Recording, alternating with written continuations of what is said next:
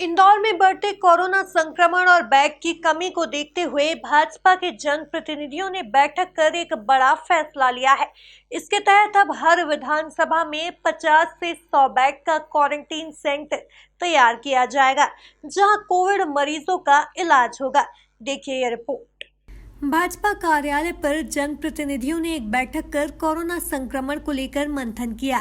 बैठक में कैबिनेट मंत्री तुलसी सिलावट, सांसद शंकर लालवानी, विधायक रमेश मेंदोला, विधायक आकाश विजयवर्गीय, भाजपा नगर अध्यक्ष गौरव रणदीवे, पूर्व महापौर मालिनी गौड़, पूर्व विधायक सुदर्शन गुप्ता, वरिष्ठ भाजपा नेता कृष्ण मुरारी मोघे सहित कई भाजपा नेता बैठक में शामिल हुए। बैठक में जनप्रतिनिधियों ने फैसला लिया है कि प्रत्येक विधानसभा में 50 से 100 बेड का क्वारंटाइन सेंटर तैयार किया जाएगा, जहां कोविड मरीजों का इलाज होगा। वहीं अस्पतालों में बेड की कमी हो सकेगी। कैबिनेट मंत्री तुलसी सिलावट ने जनता से घर में रहने का अनुरोध भी किया है। वहीं रेमडेसिविर इंजेक्शन की कालाबाजारी करने वालों पर सख्त कार्यवाही करने की भी बात कही है।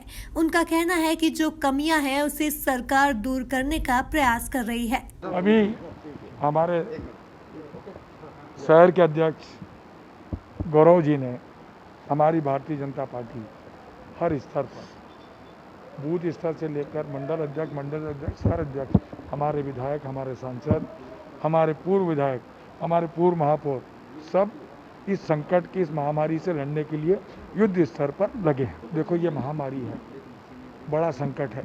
आपको पता था जो पिछले साल 24 मार्च को जब ये कोरोना आया था, इस कोरोना में ज़मीन आसमान का अंतर है। ये ज़्यादा खतरनाक, ज़्यादा हानिकारक, ज़्यादा घातक है और इसकी संख्या भी और गति भी इसकी तेज़ है।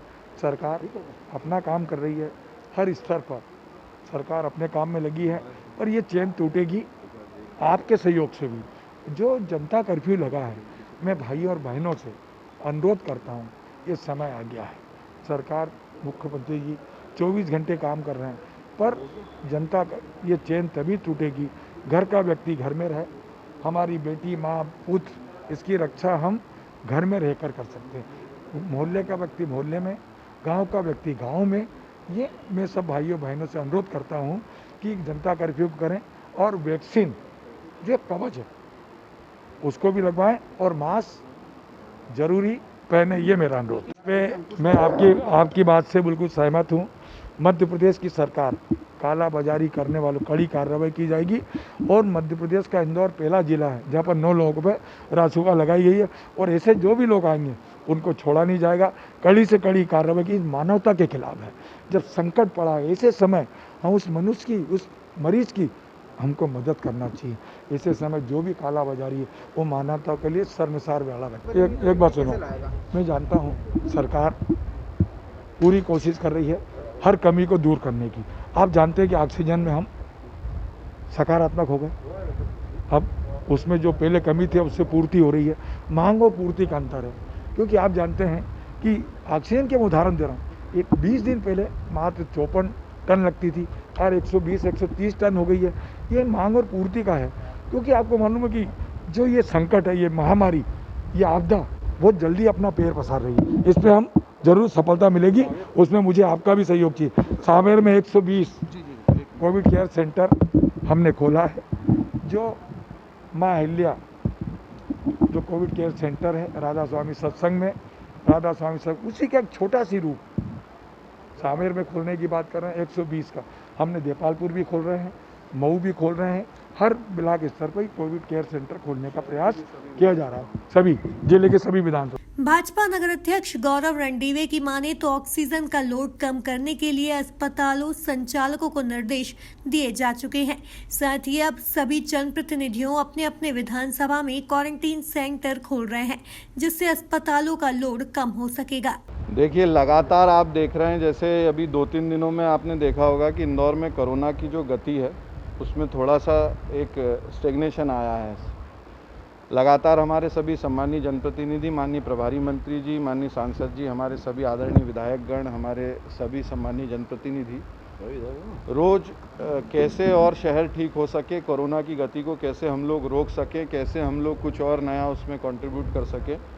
2 दिन पहले सभी अस्पतालों की बैठक करके माननीय प्रभारी मंत्री जी के नेतृत्व में ये फैसला हुआ कि जितने भी अस्पताल हैं, जो बड़े अस्पताल हैं, वो अपने यहाँ एयर सेपरेशन यूनिट लगाएंगे, हवा से ऑक्सीजन बनाने की यूनिट लगाएंगे, जिससे हमारे शहर में ऑक्सीजन का ये जो लोड है वो कम होगा। इस पे सभी अस्पतालों ने सहमति जाहिर की। आज 2 दिन से हमारे सभी सम्मानीय जनप्रतिनिधि अपने अपने विधानसभा में क्वारंटाइन सेंटर खोल रहे हैं। माननीय रमेश जी की विधानसभा में कल 100 बेड का क्वारंटाइन सेंटर खुला है। बाकी सभी सावेर विधानसभा में 120 बेड का क्वारंटाइन सेंटर खुला है। देपालपुर में खुला है। ऐसा अब लगातार 2-3 दिन में 100 बेड के क्वारंटाइन सेंटर प्रत्येक विधानसभा में खोलने की हमारी योजना है, जिससे कि अस्पतालों का लोड कम हो सके। जल्दी से कॉन्टैक्ट ट्रेसिंग के माध्यम से वो लोग क्वारंटाइन सेंटर पहुंच सकें और कोरोना की गति रुक सके। इसी को लेके आज ये महत्वपूर्ण बैठक हम लोगों ने। देखिए, अभी जैसा मैंने बताया कि क्वारंटाइन सेंटर में जो लोग आएंगे, जिनके छोटे घर हैं, छोटे मकान हैं, संयुक्त परिवार में 8-8, 10-10 लोग एक ही घर में रहते हैं, मगर वो बेचारे सुविधाएं ना होने के कारण वो खुद तो इन्फेक्टेड हैं ही, उनके कारण और भी तो ऐसे लोगों को पहले क्वारंटाइन सेंटर लाया जाएगा। वैक्सीनेशन के लिए भी एक पूरा नीचे तक हमारा खाका तैयार है। जैसे 45 साल से ऊपर के लोगों को वैक्सीनेशन कराने में पूरी पार्टी और हमारे सभी सम्मानीय जनप्रतिनिधि लगे थे, आने वाले समय पे वैसे ही उसी खाके में हम लोग 18 साल से 45 साल के बीच के नौजवानों के लिए लगे हैं। ये हमारे सभी सम्मानीय जनप्रतिनिधि भारतीय जनता पार्टी जन सहयोग से करने वाले हैं। देखिए, मैंने जैसा आपसे कहा कि भारतीय जनता पार्टी के हमारे माननीय मुख्यमंत्री जी, हमारे प्रदेश अध्यक्ष, हमारे प्रभारी मंत्री, हमारे सांसद, हमारे सभी सम्मानीय विधायकगण, जनप्रतिनिधि लगातार हम लोग, जैसा इंदौर ने ये बहुत बड़ी पहल की है कि इंदौर में ऑक्सीजन शॉर्टेज को रोकने के लिए क्या करना चाहिए, तो ऑक्सीजन शॉर्टेज को रोकने के लिए हम लोगों ने ये फैसला लिया कि सारे बड़े हॉस्पिटल्स को हम लोग स्वावलंबी बनाएं। उनसे ये कहें कि वो खुद का ऑक्सीजन जनरेट करें, ऑक्सीजन यूनिट लगाएं। उन लोगों ने ये बात भी मानी। माननीय मुख्यमंत्री जी को माननीय प्रभारी मंत्री जी ने ये प्रपोज़ल भी दिया है। उन्होंने अपनी तरफ से सहमति भी जाहिर की है कि उस पर उनको सब्सिडी मिलेगी।